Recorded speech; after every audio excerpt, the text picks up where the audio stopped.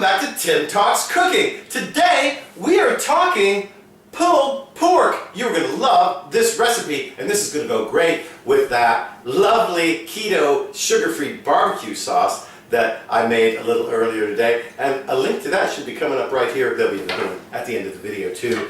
Anyway, listen, this is really a great make-ahead meal. What I've got here is a 10-pound, $10 discount pork shoulder that I'm going to cook up, and it's a little bit of trouble, so if you're going to make this recipe you might want to be ready for that, but it's okay, it's totally worth it. And we're going to make some really great shredded pork that we can use in all kinds of dishes, including barbecued keto pork sandwiches. Let's get started. Okay, if you're not used to working with this size of meat, I'm going to show you how to deal with this from opening the package to actually getting it in the pan to serving it. So what we're going to do first here, you can see this is a 10-pound piece of pork shoulder. I'm going to cut through the plastic here. I think I'm going to cut through the plastic anyway. I'm going to get this off of here and discard it. And as you can see, there's plenty of this is thoroughly thawed. This kind of this size of meat, you really don't want this frozen for the pressure cooker. It's going to either take forever or it won't cook evenly, and so you really need this size of meat to be completely thawed all the way. Now you can see this huge pork shoulder here. Now I might also add, in my sink here, my sink is perfectly clean. I made sure that I cleaned it thoroughly with dishwashing detergent first, and I scrubbed everything, so we have a perfectly clean sink here. We don't want to work in an environment that isn't sanitary. I'm going to discard this.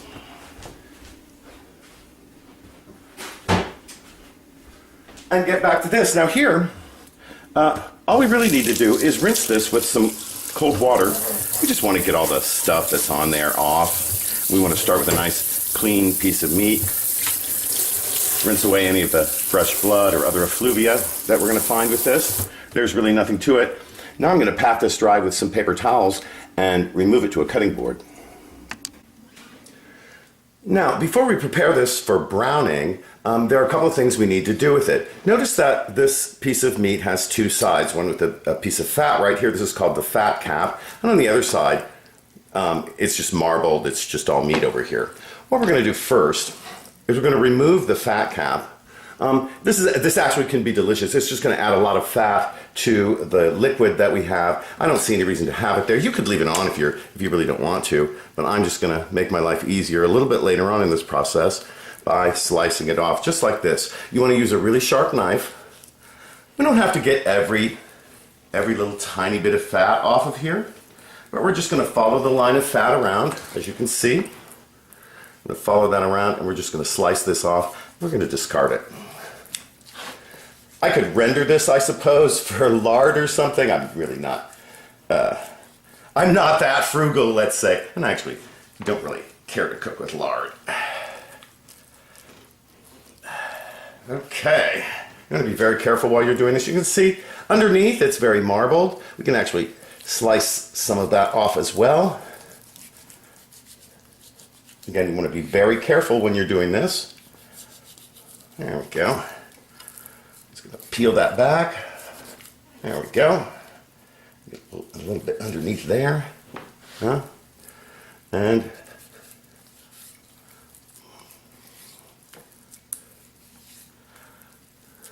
this is all going to be very tough and grisly in the end. We would be removing it and discarding it at the end of the cooking process anyway. This is actually going to make it much easier to brown, and that's going to give us a lot of flavor in the cooking process. And there you go, a little patience. Get that right off of there. There we go, got a little more over here. On this side, you can see it kind of continues down here. I'm going to slice that off as well. And you can see there's a little bit of meat on it. I'm not going to worry about that. It's really not very much. And I'm just going to trim this off right here. Again, the trimming process, I know, fascinating, but again, if you're not used to working with this kind of meat, I really wanted to show you how to do it. You have to be a little bit brave if you're squeamish about working with meat. This part of it is not going to be easy for you, but it's going to make the cooking process easier. It's going to make your final product a lot better. Before we're ready to put this in the pressure cooker and brown it though, we want to cut it into about 1 pound or 1 pound, 2 pound size pieces. Here we're going to want to cut this into about 5 pieces. Now there's a big old bone in there, right? And you can see it's right here. I'm just going to slice this in some big chunks. When I hit the bone, I'm just going to go in a different angle.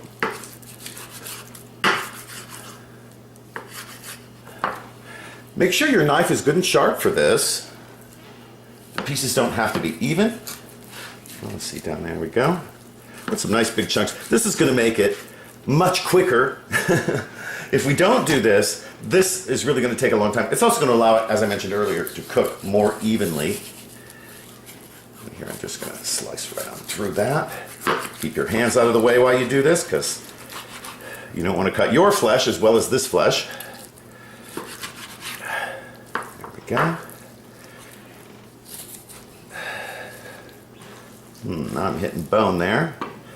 Let's see if we can cut past that.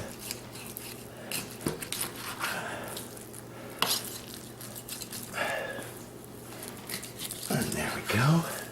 And here, I think I'm going to just cut this off this way.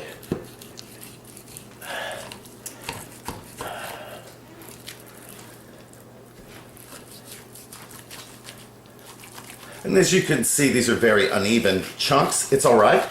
It's absolutely not a problem.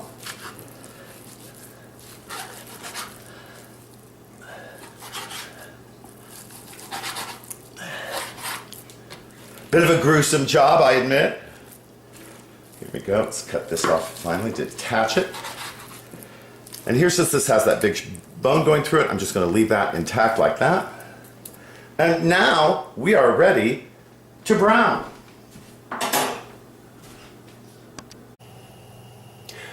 In my pressure cooker, I've got some extra virgin olive oil heating up over relatively high heat here, actually over pretty high heat.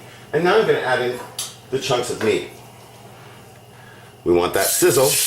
It doesn't matter that they're not nicely cut into pretty chunks. We don't care, we're going to shred this anyway. When you hear that sizzle, there you go. We're just going to brown these on all sides.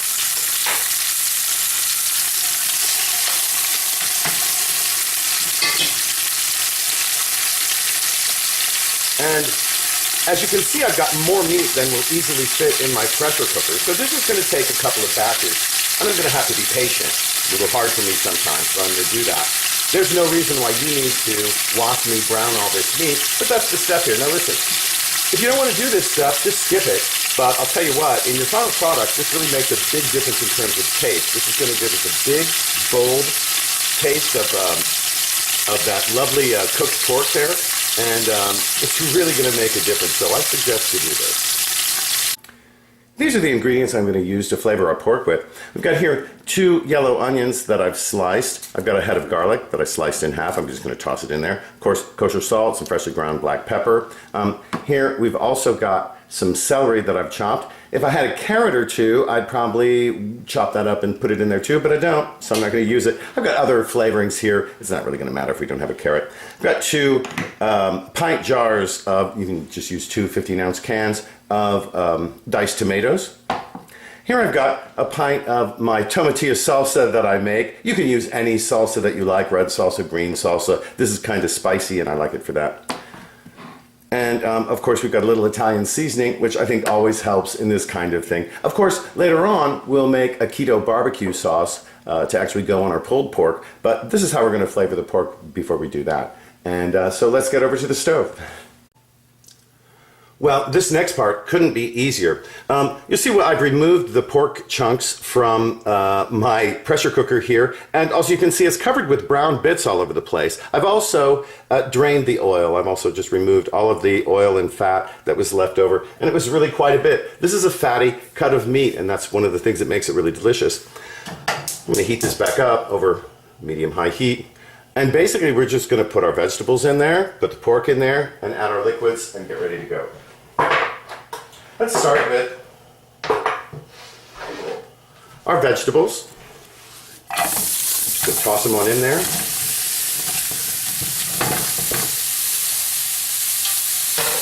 Here we're really not going to bother to cook them very much. Just going to add them in there. We're just going to get our base ready for the meat. Kosher salt. Freshly ground black pepper as always. Talking probably about a half a teaspoon each.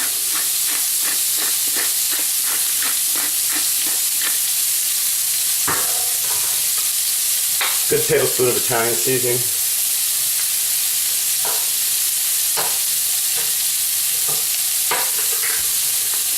Tomatillo salsa in there.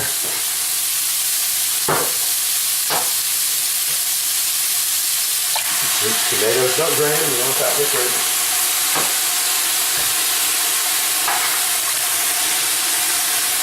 I'm also going to add to this 4 cups of water. You could use chicken stock or something. I think it's kind of a waste here. The pork is really, there's a bone in here. This is going to make a beautiful stock. It's going to be really, really flavorful.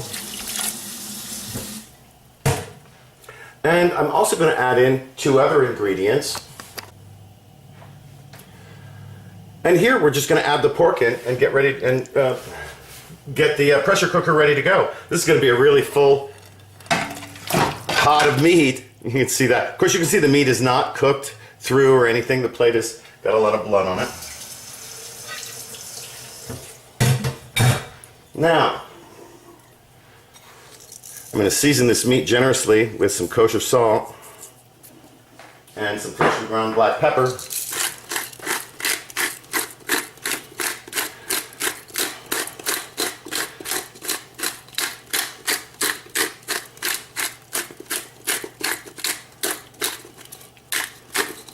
Again, be generous with it. This is a lot. This is, you know, this when we started out was 10 pounds of meat. Now it's probably about 8 pounds or so. And I want to arrange this around. It really doesn't matter whether it's in the sauce or not. This is all going to pressure cook lovely. I've got my heat on high. And it's time to put the lid on, get my little bobber going.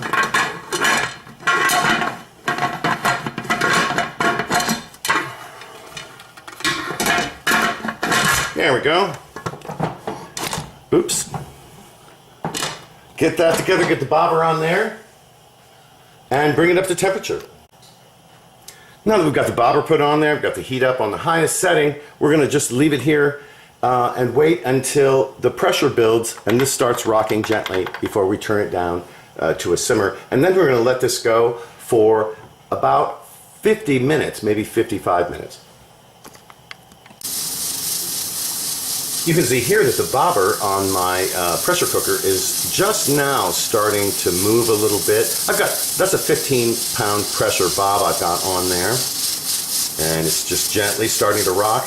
Once it really gets going, I'm going to turn the heat down gradually, probably, maybe every 10 minutes or so. I'll check that out. Again, we're going to let this go for 50 minutes. We want to make sure that we don't keep it on extremely high heat because that can warp your canner. It can cause all kinds of problems. You don't want to do that. So make sure you moderate the heat once we get this guy going. You want it to keep bobbing though. So if you see it starting to stop, you want to turn the heat back up. It's kind of a pain to do this, but it really saves a lot of time to cook this way. And we're going to be able to put this together in 50 minutes, and that's really quite good for 10 pounds of meat.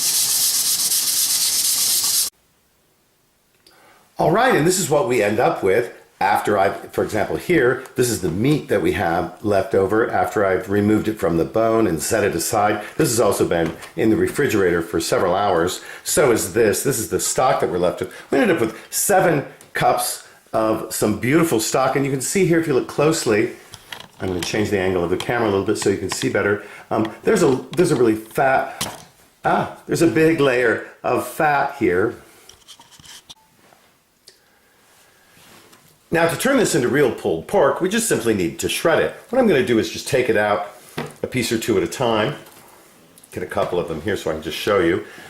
And I'm just going to push them together and turn them into shreds like that with my fingers. And I'm going to do this with all of the meat that we have. You're going to notice too that we're also going to find some parts we don't want to keep. We find some fat or some connective tissue that we don't want in there. It's going to pull it off. We're going to keep all of the meat, of course, and this is a fatty, kind of luxuriously fatty meat, really. As you can see, it's very nicely done. I'm sure I can smell it. It smells to me like it's really delicious. We're going to taste it in just a moment here. But as you can see, that's pretty much how we do it.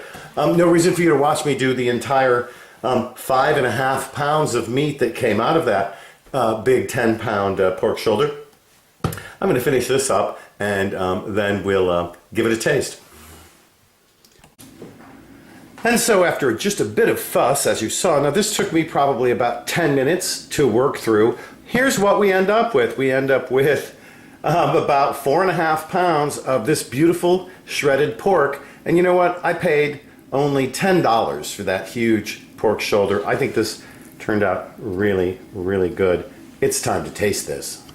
All right, well, let's give this a taste. You know, I'm going to give it a taste two ways here. First, I want to just try it all by itself.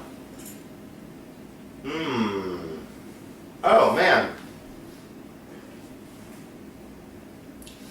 It's savory and lovely. It's very soft, very tender. It's juicy. And of course, you know, this is a fatty piece of meat, so it's really got that lovely savory pork fat edge. This is absolutely delicious. I'm going to try it as well with a little sugar-free keto barbecue sauce. And in fact, a little card should be popping up right over here to tell you where that recipe is on my channel, because I made this especially for this beautiful pork shoulder.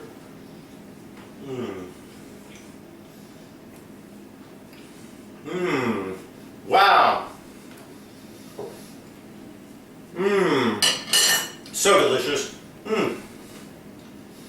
Now, I haven't had pork barbecue since I started this diet 11 months ago. And I'm going to tell you what, that is some good eating right there. Thanks for joining us today on Tim Talks Cooking. It's been really fun making this dish. And you know what? Before you go, please don't forget to subscribe, like, comment, and share and all that. Please share this. We'll see you next time on Tim Talks.